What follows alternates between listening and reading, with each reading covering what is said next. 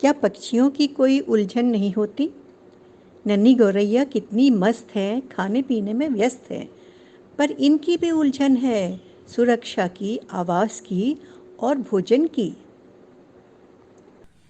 साथियों, आपको प्यार भरा नमस्कार। आपका बहुत बहुत स्वागत, आपका नमन, आमने सामने में आपका अभिनंदन, आपका हृदय से वंदन। अरे जुड़ गए ना सभी सुधी जन। जी हाँ, आपके जुड़ते ही एकदम से प्रफुल्लित हो गया, खुश हो गया हमारा कण कण। और ऐसा लगा जैसे एक नई चेतना आ गई हो, नया स्फुरण। तो भाई बातचीत में क्यों समय जाया करें, कुछ आपसे बात कर ले, कुछ बता दे आपको अपनी उलझन। अरे उलझन, मेरी उलझन। हाँ भाई, आज का हमारा विषय ही है उलझन। उलझन, उलझन क्या होता है भाई? अरे आपके मन में ढेरों सवाल उठते हैं, ढेरों शंकाएं रहती हैं, आप किसी चीज का उत्तर नहीं ढूंढ पाते, तो आप सोचते हो कैसे हुआ, क्या हुआ, क्यों हुआ। इतनी सारी चीजों में जब आप उलझे रहते हैं जब, तो उसके बाद क्या होता है, आपका मन तरह तरह की चीजों को जानने के लिए उत्सुक होने लगता है, और आपके मन की शंकाएं जो है वो सवाल का हल ढूंढने की उलझन में फंस जाती है। जी हाँ, तो उलझन अगर आई है तो भाई सुलझाना तो पड़ेगा ही। तो ये उलझन सुलझाने का काम मैंने ले लिया है कि आपकी उलझन, दिमागी उलझन, जो आपकी समस्या हो, जो आपका समाधान न हो रहा हो, तो उसकी उलझन मैं सुलझाऊंगी। ऐसी एक बच्ची है अपनी अक्षरा, नन्ही सी छोटी सी बच्ची है, लखनऊ में रहती है। अब अक्षरा के मन में भी एक उलझन थी, और एक अनोखी उलझन थी, ऐसी उलझन थी कि जिसका कोई उपाय नहीं था। अब आप कहेंगे मैं पहेलियां बुझा रही हूं और अपनी बात नहीं बता रही हूं, तो चलिए छोड़िए, पहेलियां बुझाना छोड़ती हूं और आपको बताती हूं कि नन्ही अक्षरा के दिमाग में कौन सी उलझन थी। अरे भाई, उसने मेरी कहानियां सुनी और उसके मन में एक सवाल उठा कि जब मैं कहानी शायद लिख सकती हूं तो एक नई चुनौती मुझे दे दे।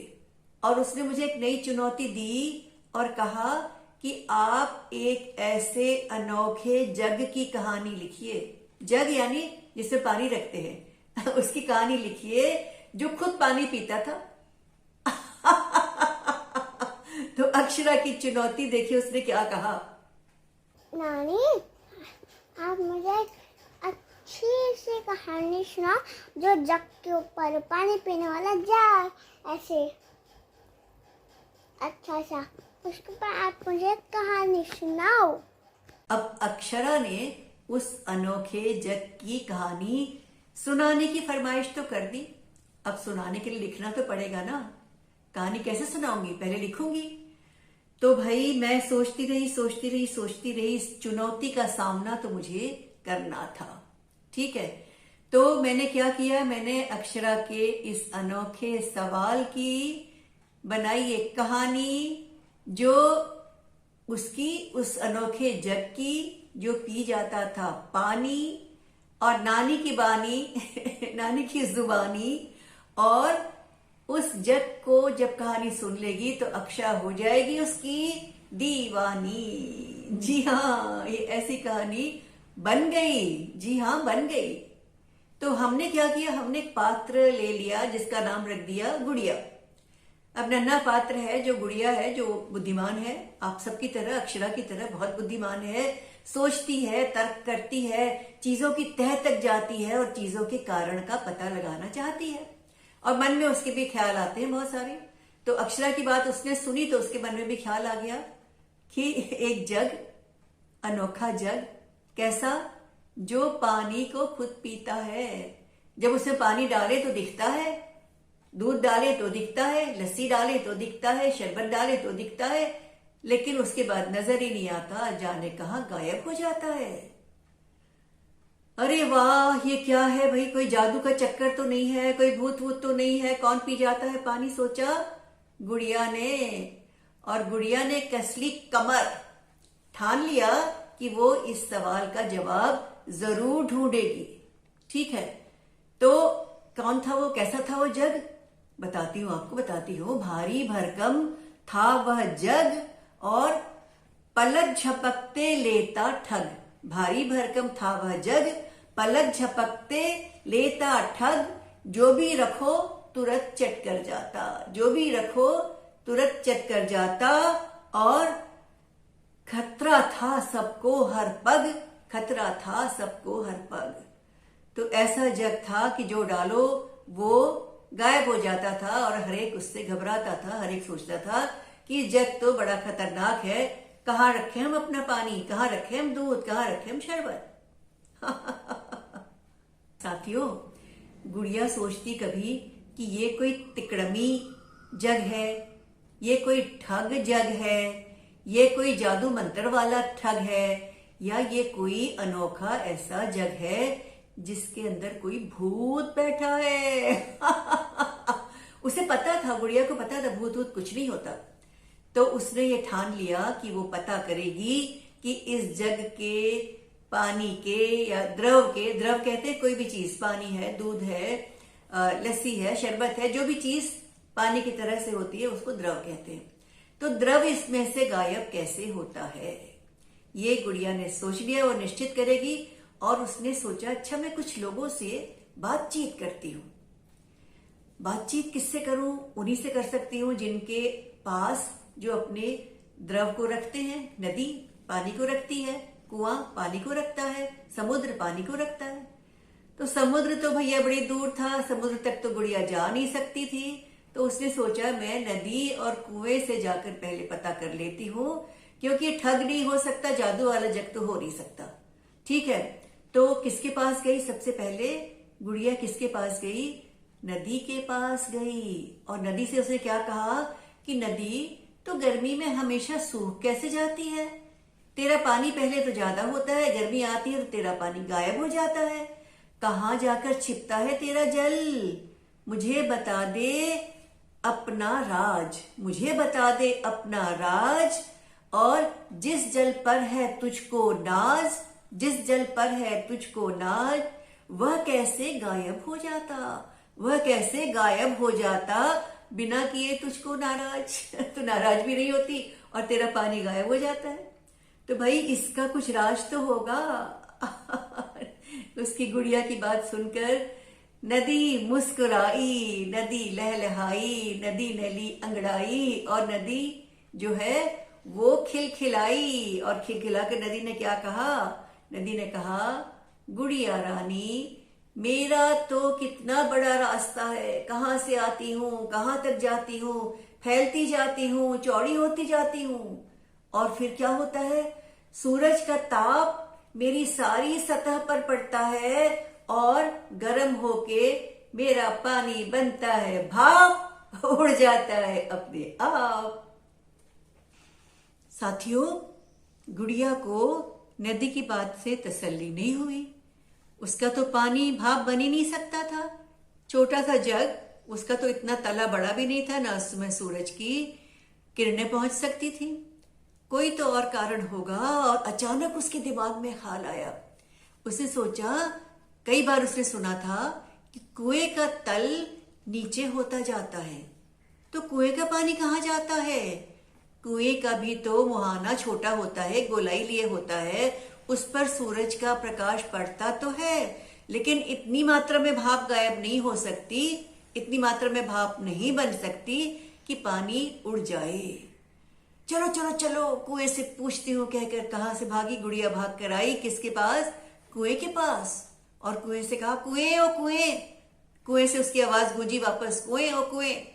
उसने कहा चुप चुप, मैं तुझसे बात कर रही, मेरी बात सुन।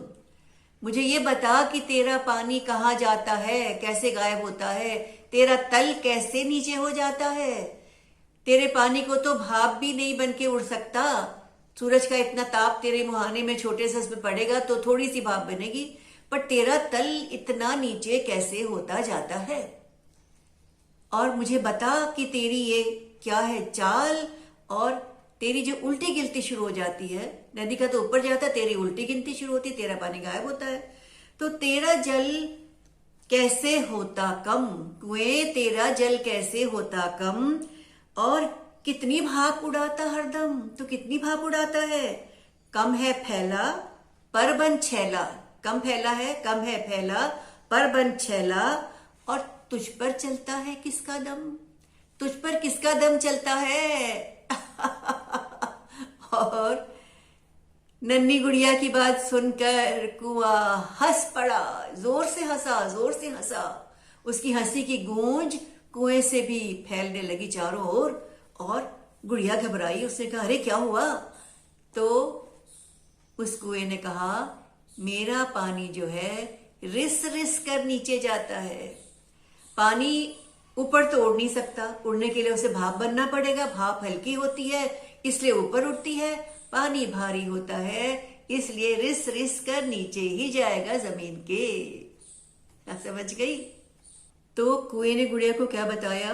उसने कहा कि हल्की फुल्की होती भाप, भाप कैसी होती है? हल्की होती, हवा से हल्की होती है और उड़ जाती है अपने आप।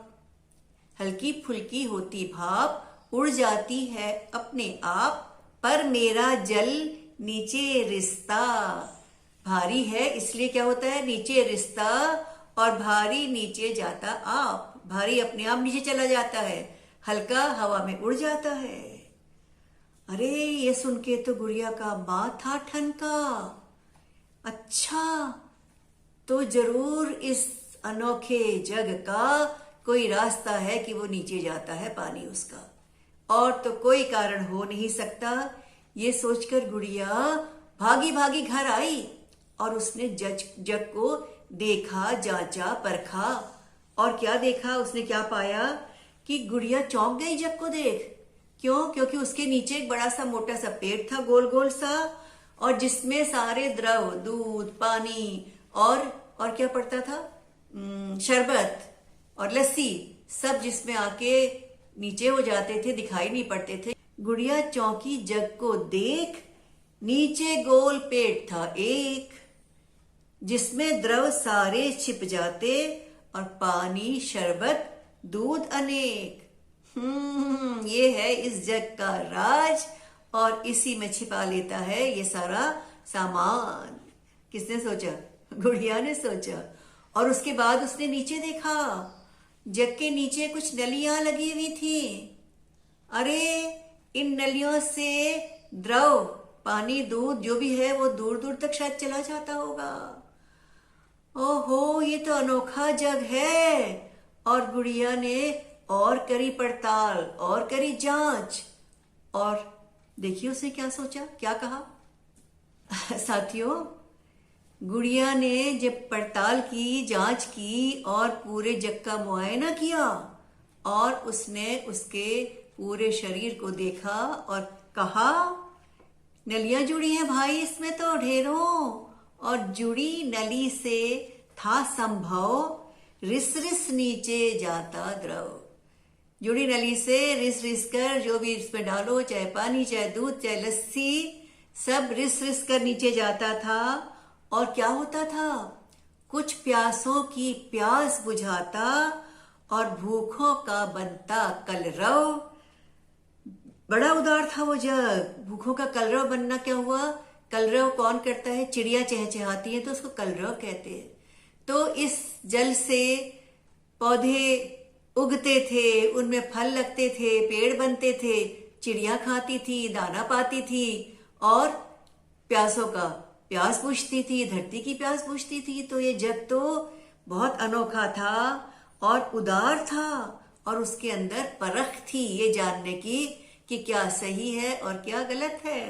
तो जग उदार था, लिए परख, और भारी भरकम था वो जग, बड़ा अनोखा था वो जग, सबसे था वो अलग अलग। तो जब ये कहानी बन गई और मैंने किसको भेजी? अक्षरा को, और अक्षरा ने पढ़ी तो वो तो खुश हो गई। उसे तो बड़ा मजा आया, बड़ा मजा आया, बड़ा मजा आया, और उसने खूब ताली बजाई और अपनी सहेलियों को भी कहानी सुनाई, अपने माँ बाप को भी कहानी सुनाई।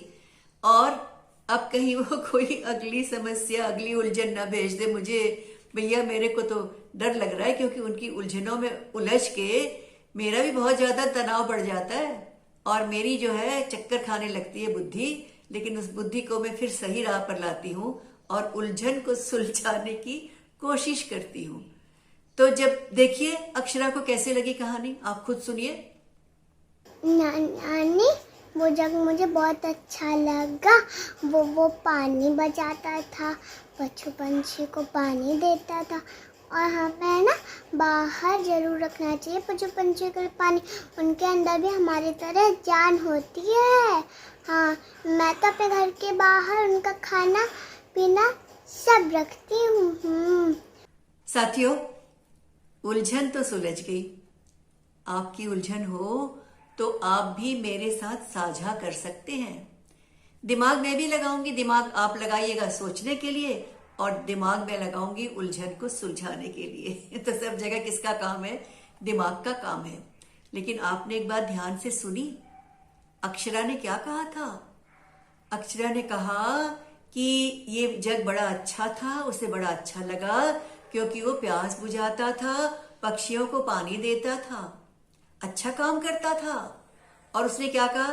पक्षियों को खाना और पानी देना चाहिए, मैं भी देती हूँ। मैंने अपने घर के बाहर दाना पानी दोनों के लिए स्थान बनाया हुआ है, जगह बनाई हुई है। और पक्षियों में भी जान होती है। किसने कहा था? अक्षरा ने कहा था। तो भाई दाना पानी तो हमने भी रखा हुआ था अपने घर के पिछवाड़े में। तो हमें ख्याल आया कि दाना पानी तो रखा है, हम अक्षरा को भी एक सुझाव देते हैं कि वो अपने दाना पानी के साथ एक चिड़ियों का डेरा, चिड़ियों का बसेरा बना ले। अब वो उलझन में तो पड़ जाएगी लेकिन उसकी उलझन को सुलझाने का एकदम सरल तरीका मैंने ढूंढा है। साथियों, आपके घर में होगा ढेर सारा कबाड़, है ना? तो चलिए उसी कबाड़ से करते हैं एक जुगाड़, और उस जुगाड़ को ऐसा जुगाड़ बनाएंगे कि बन जाएगा चिड़िया का डेरा, उसका बसेरा। तो क्या किया हमने एक पुराना प्लास्टिक का डिब्बा ले लिया और उस प्लास्टिक के डिब्बे में एक तरफ थोड़ा सा गोलाई करके छेद किया दरवाजा बनाने के लिए, जिसके साथ पक्षी को आने जाने की सुविधा हो।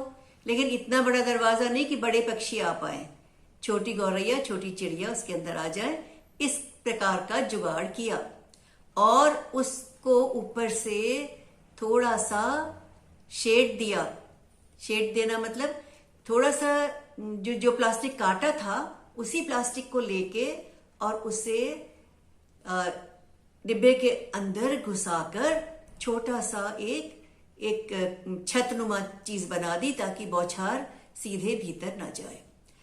अब क्या किया? अब हमने 2 और छेद किए और एक डंडी घुसा दी। इसमें कौन बैठ सकता है? पक्षी। ढांचा तो बन गया भाई, पक्षी के डेरा तैयार होने जा रहा है। अब देखिए इसकी सजावट की तैयारी हो गई और सजावट भी कर डाली। अब सजावट भी हो गई और हमारा बसेरा तैयार भी हो गया। अब हमने क्या किया? जहां खाना पानी रखते हैं ना चिड़ियों का, जहां पर पानी होता है, दाना होता है 2 टोकरियों में, उसी के साथ इसको भी लगा दिया। अब देखिए चिड़ियों का डेरा, चिड़ियों का बसेरा तैयार है। चिड़िया जब भी खाना खाएगी, पानी पिएगी और इस बसेरे में आके सुस्ता तो सकेगी और उसका दिल करेगा तो घोंसला भी बना लेगी। अरे देखिए देखिए देखिए, चिड़िया का आना शुरू हो गया। अभी तो केवल दाना खा रही हैं और बाद में बसेरे का प्रयोग भी करेंगी, इसके भीतर जाकर रहेंगी, खुशी मनाएंगी, चहचहाएंगी, गुनगुनाएंगी और हम सबको आनंद देंगी। तो ऐसा मजा आपको भी मिल सकता है। कैसे? कबाड़ से करिए जुगाड़ और बनाइए चिड़िया का डेरा, चिड़िया का बसेरा। तो साथियों कैसा लगा आपको कबाड़ से जुगाड़, और कैसी लगी आपको उलझन अक्षरा की? अच्छी लगी और उसका सुलझाने का तरीका मेरा वो भी आपको पसंद आया होगा। तो भाई ऐसी उलझन आपकी हो तो आप मुझे बताइएगा, मैं कोशिश करूंगी अपना थोड़ा दिमाग लगा के कि उस उलझन को सुलझा सकूं। तो भाई हम आपको यही संदेश देना चाहते हैं कि अपनी उलझन सुलझाइए, बुद्धि का इस्तेमाल कीजिए, अच्छी बातें सीखिए हर एक से। अक्षरा ने कहा प्राणियों की रक्षा करनी है तो पक्षियों की, प्राणियों की, पशुओं की सबसे प्यार करिए, इस प्रकृति से प्यार करिए, हरियाली से प्यार करिए, जीव जंतुओं से प्यार करिए और हमेशा उस जादू वाले जग की तरह, जिसको हम जादुई जग समझते थे, दूसरों का भला करने की कोशिश कीजिए। ठीक है, तो उलझनों को सुलझाते चलिए और जिंदगी की राह आपकी सरल होती चली जाएगी। और हम फिर मिलेंगे अगली बार लेकर कुछ और कहानी या खेल, और फिर से होगा हमारा और आपका मेल। तब तक के लिए धन्यवाद और नमस्कार।